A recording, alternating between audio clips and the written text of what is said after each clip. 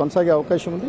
ఇక పాడేరు అసెంబ్లీ నియోజకవర్గానికి సంబంధించినంత వరకు ప్రస్తుతం వైఎస్ఆర్ కాంగ్రెస్ పార్టీ తన ఆధిపత్యాన్ని కొనసాగిస్తున్నప్పటికీ ఇంకా 10 రౌండ్ల వరకు కూడా దాన్ని లెక్కించాల్సిన అవసరం ఉంటుంది. ప్లస్ ఉద్యోగుల ఓట్లు ఉంటాయి. ఇక్కడ పోస్టల్ బ్యాలెట్ ఓటింగ్ కూడా చాలా కీలకంగా ఉంటుంది. కాబట్టి ఇప్పుడున్న 6,000 మెజార్టీ తగ్గి తెలుగుదేశం పార్టీ ఆ స్ట్రీట్లో కూడా ఆధిపత్యంలోకి వస్తోందని ఒక అభిప్రాయాన్ని అయితే అక్కడి నుంచి అధికార కూటమి వ్యక్తం చేస్తున్న పరిస్థితి కనిపిస్తోంది. ఓవరాల్గా అనేక హోరాహోరీ పోరు ఈసారి ఎన్నికల్లో జరిగింది. ఇక పార్లమెంటు స్థాయిలో అయితే లెజెండ్స్ అంటే పార్లమెంటుకు సంబంధించి రాజకీయ నేపథ్యం ఉన్న బలమైన కుటుంబాలు పోటీ చేసినప్పటికీ కూడా అటు అరకు మినహాయిస్తే అరకు పార్లమెంట్లో మినహాయిస్తే ఇక్కడ అనకాపల్లి కానీ విశాఖపట్నంలో కానీ కూటమి అభ్యర్థులు దాదాపు విజయం వైపు వెళ్తున్నారు.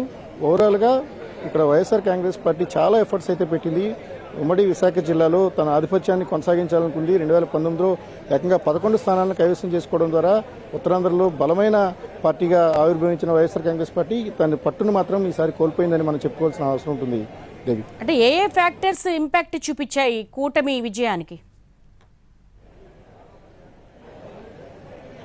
అంటే విశాఖపట్నానికి సంబంధించి ఏజెన్సీలో ఉన్న 2 నియోజకవర్గాలను మినహాయిస్తే మిగిలినవన్నీ కూడా మెజార్టీ కాన్స్టిట్యున్సీస్ అంటే 7 కాన్స్టిట్యున్సీలు అర్బన్ ఓటర్లతో ముడిపడి ఉంటాయి. అర్బన్ ఓటర్ల మైండ్ సెట్ మొదటి నుంచి కూడా వైఎస్ఆర్ కాంగ్రెస్ పార్టీ ఏదైతే తను సంక్షేమ అభివృద్ధి పథకాలకు సంబంధించి ఏదైతే కొనసాగుతుందో దానికి కొంత భిన్నమైన అభిప్రాయంతోనే ఉంది. మొదటి నుంచి కూడా అర్బన్ ఓటర్లు ఎక్కువ డెవలప్మెంట్ను కోరుకున్నారనేది ఈ ఫలితాలను బట్టి మనకు అర్థమవుతోంది.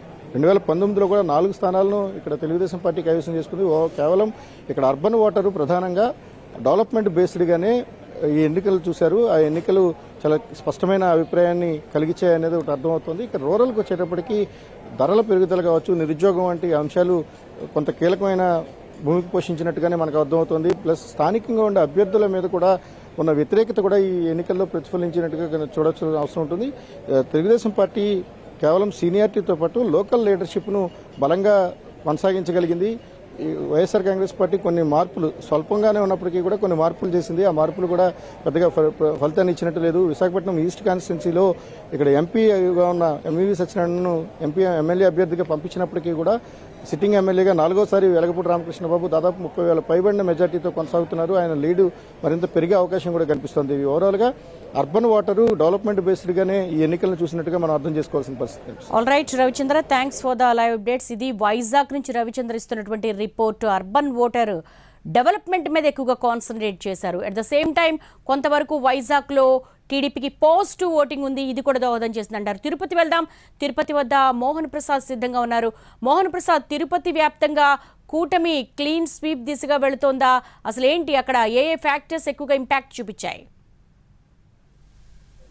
దేవి, తిరుపతి కేంద్రంగా జరుగుతున్నటువంటి 7 పోలింగ్ అసెంబ్లీకి సంబంధించినటువంటి నియోజకవర్గాలు, అటు ఉమ్మడి చిత్తూరు జిల్లాతో పాటు నెల్లూరు జిల్లాకు సంబంధించినటువంటి 7 నియోజకవర్గాల్లోనైతే ఉమ్మడి చిత్తూరు జిల్లాకు సంబంధించి తిరుపతి, శ్రీకాళహస్తి, సత్యవేడు, చంద్రగిరి నియోజకవర్గాలు, నెల్లూరు జిల్లాకు సంబంధించి సూలూరుపేట, వెంకటగిరి, గూడూరు, ఇందులో 3 ఎస్సీ నియోజకవర్గాలు ఉన్నాయి. సాధారణంగా కూడా వైసీపీకి చాలా గట్టు పట్టున్నటువంటి నియోజకవర్గాలు. ఇక్కడ వైసీపీ విజయం సాధిస్తుందన్నటువంటి ఆశాభావంతో ఆ పార్టీ కేడర్ ఉన్నప్పటికీ ఓటర్ల తీర్పు మాత్రం అందుకు విరుద్ధంగా ఉంది. వన్ సైడ్ అంటే 7కి 7 నియోజకవర్గాలు పూర్తిగా కూడా కూటమి వైపు వెళ్తుంది. తిరుపతిలో టీటీడీ చైర్మన్ భూమన కరుణాకర్ రెడ్డి వారసుడు అభినయ్ రెడ్డి ఓటమి పాలవుతున్నాడు. ఇప్పటికీ దాదాపు మనకు అందుతున్నటువంటి తాజా సమాచారం 4వ రౌండ్ పూర్తయ్యేసరికి 11,000 ఓట్లతో తిరుపతి జనసేన అభ్యర్థి ఆరణి శ్రీనివాసులు విజయం వైపు దూసుకెళ్తున్నారు. మరోవైపు చంద్రగిరికి సంబంధించి కూడా చెవిరెడ్డి భాస్కర్ రెడ్డి కుమారుడు మోహిత్ రెడ్డి వారసుడిగా ఎన్నికల బరిలో దిగారు. ఇక్కడ కూడా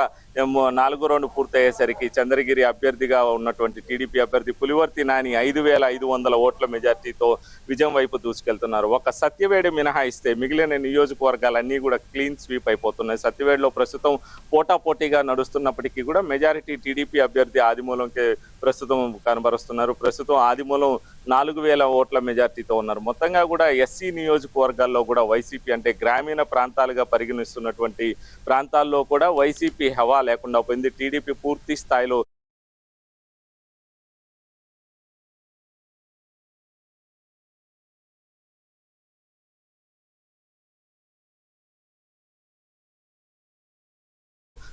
ఓటర్లు టీడీపీ వైపే మొగ్గు చూపారు. శ్రీకాళహస్తికి సంబంధించి కూడా భారీ మెజార్టీ టీడీపీ అభ్యర్థికి లభించేటటువంటి అవకాశాలు అయితే కనిపిస్తున్నాయి. బొజ్జల గోపాలకృష్ణారెడ్డి కుమారుడు సుధీర్ రెడ్డి భారీ మెజారిటీతో ఇక్కడి నుంచి విజయం సాధించబోతున్నారు. గత ఎన్నికల సమయంలో ఓటర్లు వైసీపీకి ఏ విధంగా పట్టం కట్టారు, ఈసారి అదే స్థాయిలో తిరస్కరించినటువంటి పరిస్థితి అయితే కనబడుతుంది. ఓటర్లంతా కూడా ఏకపక్షంగా అంటే మహిళలకు సంబంధించి, యువతకు సంబంధించి, గ్రామీణ ప్రాంతాలకు సంబంధించి, అర్బన్ ప్రాంతాలకు సంబంధించి, ఎస్సీ నియోజకవర్గాలకు సంబంధించి ఇలా ఏ ప్రాంతం తీసుకున్నా కూడా ఒకే వైపు ఓటర్లు నిలిచినటువంటి పరిస్థితి అయితే కనబడుతుంది. అందరూ కూడా ఏకపక్షంగా కూటమి ఉపి ఓట్లు వేసినట్టుగా కనబడుతుంది. ప్రధానంగా అర్బన్ సెంటర్ అయినటువంటి తిరుపతిలో భారీ మెజార్టీ వైపు జనసేన అభ్యర్థి దూసుకెళ్తున్నాడు. రూరల్ ప్రాంతంగా పేర్కొనేటటువంటి చంద్రగిరిలో కూడా భారీ మెజార్టీ వైపు టీడీపీ అభ్యర్థి దూసుకెళ్తున్నాడు. ఇక ఎస్సీగా అంటే గట్టి పట్టున్నటువంటి సత్యవేడు, గూడూరు, అదేవిధంగా సూలూరుపేట అయితే కంచుకోటగా వైసీపీకి భావిస్తారు. వైసీపీ పార్టీ ఆవిర్భావం నుంచి కూడా అక్కడ ఉన్నటువంటి అభ్యర్థి విజయం సాధిస్తూ వచ్చారు. అక్కడ టీడీపీ అభ్యర్థి గెలిచి కూడా దాదాపు 4 ఎలక్షన్ల పూర్వం జరిగినటువంటి ఘటన. అలాంటిది ఈసారి అక్కడ టీడీపీ అభ్యర్థి విజయం వైపు దూసుకెళ్తున్నటువంటి పరిస్థితి. వైసీపీకి సంబంధించినటువంటి వారసులు అందరూ కూడా ఓటమి బాట పడుతూ ఉంటే టీడీపీ వైపు నుంచి వచ్చినటువంటి వారసులందరూ కూడా విజయం బాట పడుతున్నటువంటి పరిస్థితి అయితే కనబడుతుంది. సూలూరుపేటలో గతంలో ఎంపీ నెలమల సుబ్రహ్మణ్యం కుమార్తెను అక్కడ అభ్యర్థిగా దింపారు. ఆమె విజయం వైపు దూసుకెళ్తున్నటువంటి పరిస్థితి కనబడుతుంది. మరోవైపు వెంకటగిరికి సంబంధించి కూడా గతంలో నేదురుమల్లి అంటే మాజీ సీఎం నేదురుమల్లి జనార్దన్ రెడ్డి కుమారుడు అక్కడ బరిలో ఉన్నాడు. అతను కూడా ఓటమి వైపు వెళ్తున్నటువంటి పరిస్థితి. అక్కడ టీడీపీ ఆధిక్యంలోకి వచ్చేసినటువంటి పరిస్థితి కనబడుతుంది. ఇక శ్రీకాళహస్తికి సంబంధించి మాజీ మంత్రి బొజ్జల గోపాలకృష్ణారెడ్డి కుమారుడు అయినటువంటి సుధీర్ రెడ్డి విజయం వైపు దూసుకెళ్తున్నటువంటి పరిస్థితి. అంటే వైసీపీకి సంబంధించినటువంటి వారసులు తిరుపతి నుంచి అభినయ్ రెడ్డి కావచ్చు, చంద్రగిరి నుంచి మోహిత్ రెడ్డి కావచ్చు, వెంకటగిరి నుంచి నేదురుమల్లి రామ్ కుమార్ రెడ్డి కావచ్చు, ఇలా అందరూ కూడా ఓటమి బాట పడుతున్నారు. మరోవైపు టీడీపీ వైపు నిలబడినటువంటి వారసులంతా కూడా విజయం వైపు దూసుకెళ్తున్నటువంటి పరిస్థితి. ఏకపక్షమైనటువంటి ఓటింగ్, సైలెంట్ ఓటింగ్ ఎవరికి అనుకూలంగా ఉంటుందన్నటువంటి చర్చలు జరుగుతున్నటువంటి నేపథ్యంలో సైలెంట్ ఓటింగ్ పూర్తిగా కూడా కూటమి వైపు, ప్రతిపక్ష పార్టీగా ఉన్నటువంటి కూటమి వైపు వెళ్ళినటువంటి పరిస్థితి అయితే కనబడుతుంది. చిత్తూరు జిల్లాలో దాదాపు 20 సంవత్సరాల తర్వాత టీడీపీ తన హవా కొనసాగిస్తున్నటువంటి పరిస్థితి. గతంలో 20 సంవత్సరాల క్రితం టీడీపీ ఒక్క సీటు మినహా మిగిలిన 13 నియోజకవర్గాలు విజయం సాధించింది. ప్రస్తుతం కూడా అదే పరిస్థితి రిపీట్ అయ్యేటటువంటి అవకాశాలు అయితే కనిపిస్తున్నాయి. ఉమ్మడి చిత్తూరు జిల్లాలో ప్రస్తుతం మంత్రిగా ఉన్నటువంటి పెద్దిరెడ్డి అతి కష్టం మీద గెలిచేటటువంటి పరిస్థితి అయితే కనబడుతుంది. ప్రస్తుతం పెద్దిరెడ్డి 10వ రౌండ్ పూర్తయ్యేసరికి 2800 ఓట్లు మాత్రమే మెజార్టీతో ఉన్నారు. మరోవైపు టీడీపీకి పట్టున్నటువంటి మండలాల్లో కౌంటింగ్ ప్రక్రియ ఇంకా జరగలేదన్నటువంటి ఆశాభావాన్ని అయితే టీడీపీ అభ్యర్థి వ్యక్తం చేస్తున్నటువంటి పరిస్థితి. ఆ మండలాల్లో కానీ పరిస్థితి టీడీపీకి అనుకూలంగా వస్తే పెద్దిరెడ్డి కూడా ఓటమి బాట పట్టేటటువంటి అవకాశాలు ఉంటాయని చెప్పి కూడా టీడీపీ అభ్యర్థి భావిస్తున్నటువంటి పరిస్థితి. దీంతో క్లీన్ స్వీప్, చిత్తూరు జిల్లా పూర్తిగా కూడా క్లీన్ స్వీప్